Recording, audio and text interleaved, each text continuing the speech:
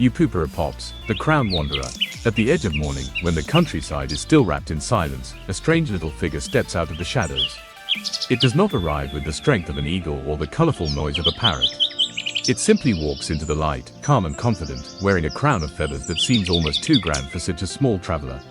This is the hoopoe, the crown wanderer of fields, orchards, gardens and forgotten paths. For centuries, people have watched it appear with the warmer days, as though it carried a secret message from another world. Its long curved beak points toward the earth, its black and white wings rest against its warm orange body, and every movement gives the impression that this bird knows exactly where it is going.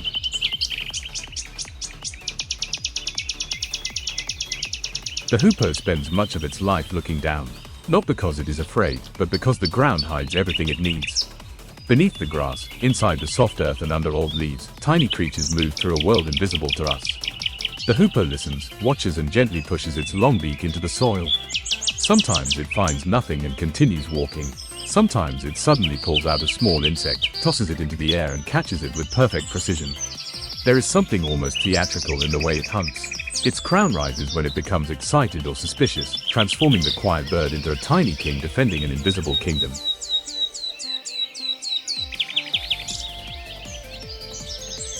Then its voice travels across the land. A soft, repeated call drifts between trees, gardens and stone houses. Hoop hoop hoop. It is a simple sound, but once heard, it is difficult to forget. The call announces that the bird has returned, that the season is changing and that life is moving again. Somewhere beyond the wall, another hoopoe may be listening. Perhaps it is a rival. Perhaps it is a future companion. The bird calls again, waiting for an answer that only the countryside can return.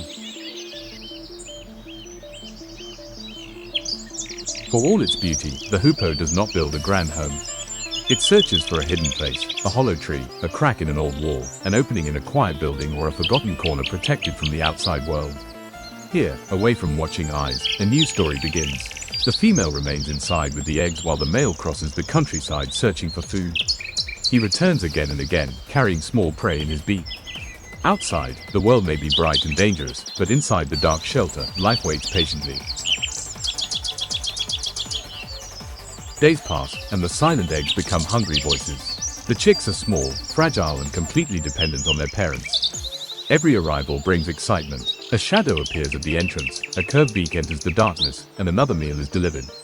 Most of the food brought to the nest comes from the ground outside: insects, larvae, beetles, ants, termites and other small creatures hidden beneath the soil and leaves. The hoopoe is a specialist hunter of the earth, and the survival of its young depends on how much food the adults can find. But inside the hidden nest, nature can sometimes become harsh. In some hoopoe nests, the smallest or weakest chicks may not survive. When this happens, they can sometimes become food for their older siblings. Scientists call this sibling cannibalism. It is not cruelty in the human sense, and it is not the normal diet of the hoopoe. It is a survival strategy inside a difficult nesting system, where food, timing, weakness and competition can decide which chicks live long enough to leave the nest. For the hoopoe, the nest is a place of protection, but also a place where nature makes hard choices. Slowly, the surviving young birds begin to resemble the crowned travelers waiting outside. Their feathers grow, their eyes open wider, and the small entrance to the nest becomes a window onto an enormous world. One day, they will have to cross it. The first flight is never perfect. A young hoopoe stands at the edge, looking down at a world it has only seen from the darkness. The parents wait nearby, calling and moving from branch to branch. Finally, the young bird opens its wings. For one uncertain moment, it seems to fall. Then the air catches it.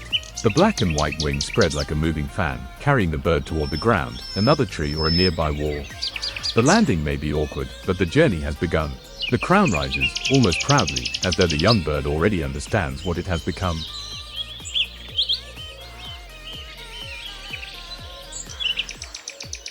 When the season changes, many hoopoes leave.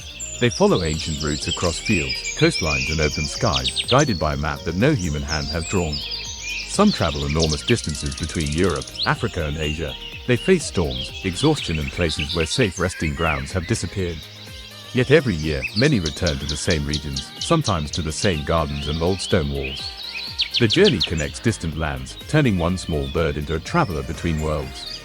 And so the hoopoe continues walking through the grass, searching beneath the earth and calling into the quiet air. It asks for little: a safe place to feed, an old tree or wall for its family, and enough open land to continue its journey. Its beauty is not loud. It appears suddenly, remains for a moment and then disappears behind the landscape. But those fortunate enough to see it often stop and watch. Perhaps it is the crown, perhaps it is the unusual flight, or perhaps it is the feeling that this bird belongs to an older, more mysterious world. As the evening light touches its feathers, the hoopoe raises its crest one final time, opens its striped wings and flies toward the horizon, the crowned wanderer, carrying the story of the wild wherever the seasons lead.